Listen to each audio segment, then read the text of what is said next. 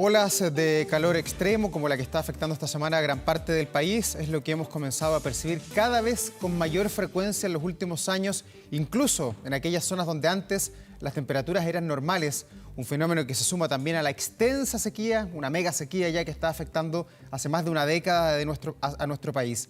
Queremos profundizar en estos temas junto a Alex Godoy, director del Centro de Sustentabilidad de la Universidad del Desarrollo y además profesor visitante de la Universidad de Harvard. ¿Cómo está, Alex? Un gusto saludarlo.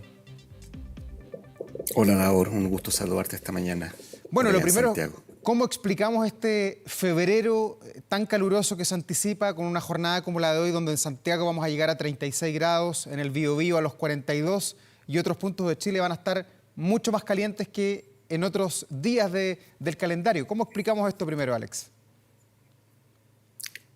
Bueno, primero que nada, eh, explicar, digamos, de que este es un fenómeno que ya había sido proyectado. Por tanto, en un fondo lo que estamos viendo, no sé si recuerdas que nosotros conversamos hace un par de años, hace un par de meses atrás, Sí. incluso después de COP, de las proyecciones climáticas que se venían. Y siempre dijimos que todos los años iban a ir al alza. Por lo tanto, los fenómenos de temperatura extrema que vemos, por ejemplo, durante los periodos de verano o, por ejemplo, las temperaturas bajas en invierno han ido subiendo. O sea, el invierno no es tan frío, a pesar de que hay días que hicieron frío, y los veranos son cada vez más calientes. Y eso que se pronosticó hoy día, lo que estamos viendo, Davor, es precisamente la expresión de eso. Eso es lo primero. O sea, en un fondo esto no hay que asombrarse. Nosotros dijimos estas proyecciones y ya se hacen realidad. El problema que estamos viendo es que en términos de promedio de temperatura, si nosotros vemos los promedios de temperatura en el tiempo, esto han ido subiendo. Esto hace que los periodos de días secos o los periodos de días de calor por sobre el promedio, 3 o 4 días por sobre el promedio de los días anteriores, se ha ido haciendo mucho más frecuente. Entonces, si miramos las temperaturas del año pasado, piensa tú que en Santiago deben ser 33, un poco más para arriba. En el mes de enero la temperatura normal promedio era 31 grados, hoy día estamos en 33. Entonces, si hoy día estamos en 33, estas olas de calor ya predicen de que superando los 33, la temperatura promedio de los meses de enero y febrero en Santiago, por ejemplo, que eso no tenemos muchos datos, vaya a seguir subiendo a 34, 35 y quizás, digamos, con un rango mucho más amplio. En simple, lo que estamos viendo es simplemente la expresión de las proyecciones climáticas que habíamos hecho hace años. Dos, de que estos periodos de días secos es hoy día la normalidad y por lo tanto vamos a tener días consecutivos con temperaturas superiores al promedio, que es lo que le llamamos ola de calor, y en extensión, o sea, se enteran 2 o 3 días, pueden ser 4 o 5 días. Y eso se ha ido expresando en todo el Valle Central y como tú bien expresaste, se correlaciona con la mega sequía porque uno de los impactos que tiene estos periodos secos es que acelera la evaporación del agua tanto de los suelos como de los cultivos, que es lo que llamamos en palabras técnicas evapotranspiración. O sea, en un fondo la aridez empieza a ser cada vez más frecuente. Alex, pero ¿por qué Chile está siendo tan golpeado por estos fenómenos climáticos? O podríamos decir que esto es un panorama mundial que está cambiando considerablemente, porque hemos visto varios mapas de expertos a nivel mundial y Santiago y Chile, gran parte de la zona centro-sur de nuestro país, va a tener cada día, o sea, cada año, más jornadas sobre los 32 grados. ¿Eso está pasando en todo el mundo o aquí tenemos una particularidad por ser un país tan largo, tan expuesto a lo que es el Océano Pacífico? Tenemos una particularidad que aparte de, bueno, está pasando en todo el mundo, pero tenemos una particularidad. Nosotros estamos justo en la franja que nos afecta directamente el fenómeno del niño y la niña. En la niña, que es de donde venimos saliendo, digamos, se ha ido debilitando. Y al irse debilitando nos afecta directamente porque llega a través de las corrientes entrando desde prácticamente el sur de nuestro país hacia arriba, la corriente Humboldt, etcétera. Y de ahí este fenómeno que son corrientes que vienen desde Oceanía, ingresan por nuestro sector y ahí van subiendo hacia lo que es América Central y ahí se mantiene. Entonces, este fenómeno nos afecta directamente porque estamos justo en el circuito y por eso somos mucho más vulnerables a los cambios del fenómeno del niño y la niña. El hecho de que hoy día llegue un niño, lo que va a ocurrir, lo que nosotros esperamos, de acuerdo, si sigue digamos, desarrollándose, es que este año sea mucho más cálido, Davor, en todo el mundo. Y mucho más quienes estamos mucho más cerca de la corriente del niño. Entonces, dicho eso, Lo que esperamos, y lamentablemente, es que con el debilitamiento de la niña a nivel global, vamos a ver de que este año van a haber alzas de temperatura por sobre lo que hemos esperado.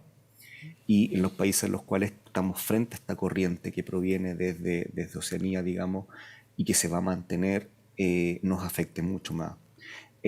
Nosotros estamos muy afectados en el Valle Central, donde ya en Santiago, no quiero ser, digamos, enfocarme en el centro, pero en Santiago tenemos el 43% de la población, que si sumamos en el Valle Central podemos llegar entre un 70 a un 80% de la población impactada en términos de aridez, en términos de, por ejemplo, hemos visto que los sistemas de agua sanitarios se han visto desafiados en tener estrategias de adaptación y mitigación de este impacto, que es hacer reservorios, o sea, aprovechar de que cuando llueve poder embalsar agua. Hemos visto que los campos de producción, tanto de frutales como de vegetales, hacen que los campos sean menos productivos, o sea, tengan menos rendimiento, porque requieren más agua y eso hace que se necesiten más fertilizantes y el precio del alimento también sea un factor que vaya aumentando, producto que cuesta más producir. Y algo de lo que viene a futuro, ¿podemos cambiarlo, Alex, con las iniciativas, si nos portamos bien como ciudadanos de este mundo, si resultan todas las metas que tiene nuestro país para el 2030, para el 2040, si se reducen las emisiones de carbono a nivel mundial? ¿Se gana algo? ¿Podemos revertir este panorama de cambio climático que ha sido tan duro con esta parte del mundo o ya no hay vuelta atrás? No hay vuelta. No hay vuelta ya. O sea, lo único que a nosotros nos queda, no hay vuelta a ahora. O sea, pensar de que esto tiene vuelta al corto plazo es, discúlpame, es una fantasía intelectual. ¿Ya? Aquí nosotros tenemos que tener planes de adaptación serios al cambio climático.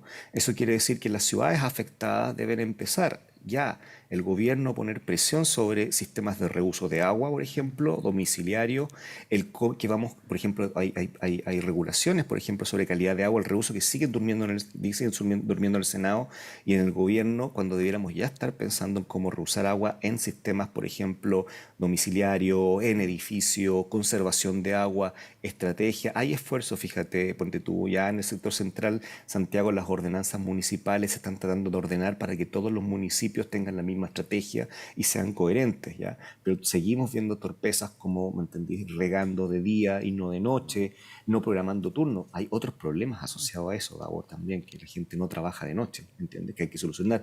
Pero tenemos un desafío que es adaptarnos a esto. Y lo que tú estás diciendo es una adaptación. O sea, lo que estamos viendo no es como, pucha, este verano fue un hito. No, este verano debiera ser el más frío de cara al futuro.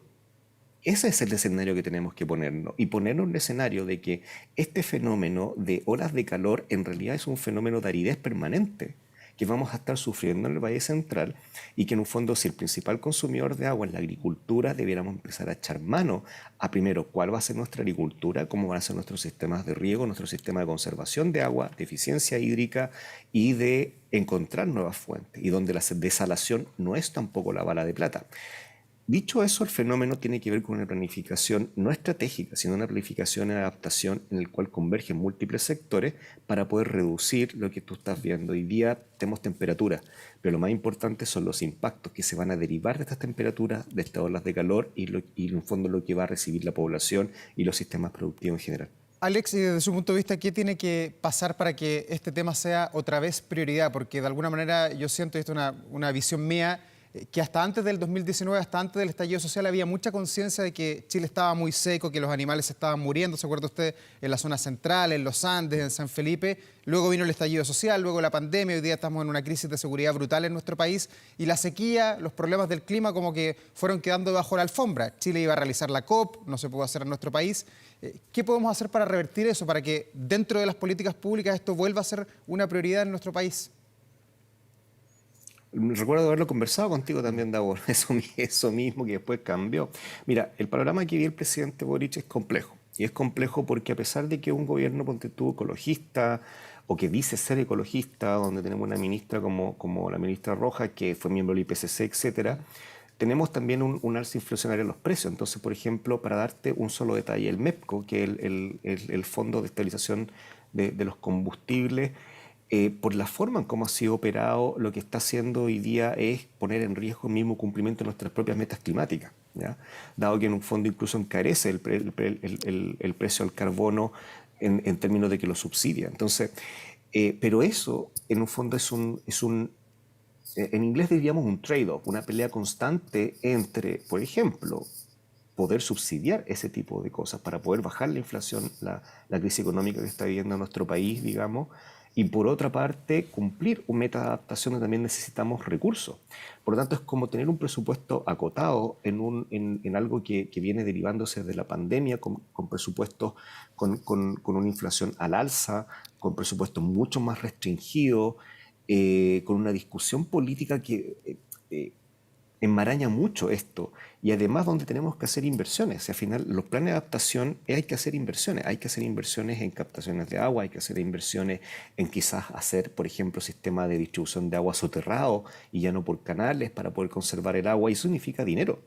Y el dinero es de dónde sale. Entonces, además, hay que trabajar junto con el sector privado y trabajar junto con el sector privado para algunas partes también es ideológicamente imposible. Por lo tanto, hoy día la discusión de cambio climático, y esto no es novedad, esto lo hemos visto, por ejemplo, acá en Estados Unidos. Acá en Estados Unidos la típica discusión del cambio climático entre el Partido Demócrata y Republicano es exactamente lo mismo, donde la gente dice, el Partido Republicano no, esto es mentira, entonces vamos a poner dinero, digamos, en otro tipo de cosas. Lo fue la administración de Trump. Esto es exactamente lo que está pasando en Chile, con la diferencia en que nosotros estamos viviendo una crisis económica y donde el gobierno tiene que poner en la balanza el poder subsidiar, por ejemplo, en este caso, como ejemplo, el MEPCO, poder reducir, digamos, el alza de los precios mediante un poco el subsidio del combustible o avanzar en términos climáticos. Y eso es un tema que se conjuga no la técnica, se conjuga un poco las decisiones políticas y es muy, muy complejo. Yo creo que el presidente Boric y cualquier administración, ojo, Davos, no es foco del presidente Boric, Sí. podría ser otro presidente en este minuto, tienen el mismo desafío y hoy día la gente está viendo el impacto del cambio climático, que es el alza de precios. Pero esa alza de precios tiene factores que también se derivan del cambio climático y lamentablemente eso requiere un ejercicio entre Hacienda, de coordinación con medio ambiente, conciencia, que yo hoy día, Davor, en la discusión política del país no lo veo. No está en el tapete, es cosa de leer los diarios, no está en el tapete. Están otro tipo de cosas parafernáricas, pero no está en el paquete. Claro, se perdió de alguna manera la coyuntura en que este tema fue de suma importancia para el país. Pero volviendo a lo que nos convoca, Alex, estamos hoy día en esta jornada de altas temperaturas, un febrero que se viene muy caluroso. Dentro de todo lo que es estos cambios que está teniendo el mundo, ¿cómo está hoy día la capa de ozono? ¿Nos protege algo o se ha ido adelgazando este agujero que sobre todo en algún minuto afectó mucho a la Patagonia? ¿Se ha ido extendiendo también al resto del país o no? Mira, hay dos fenómenos que ocurren, es cíclico, digamos, o sea, se agranda y se cierra cíclicamente. Por lo tanto, Ya. en un fondo puede que se haya extendido, pero en realidad los datos que se observan es una regeneración. Regeneración y se espera que ya el orificio de la capa de ozono se cierre en los próximos 40, 50 años. Y eso es porque desde la Convención de Viena, cuando nos dimos cuenta de que los clorofluorocarbonos o estas como moléculas que tienen cloro, que son gases refrigerantes, las lacas de los pelos tenían esto, los refrigeradores también, así provocaban este año la capa de ozono. En la Convención de Viena, en forma multilateral, se decidió eliminarlos de los sistemas productivos.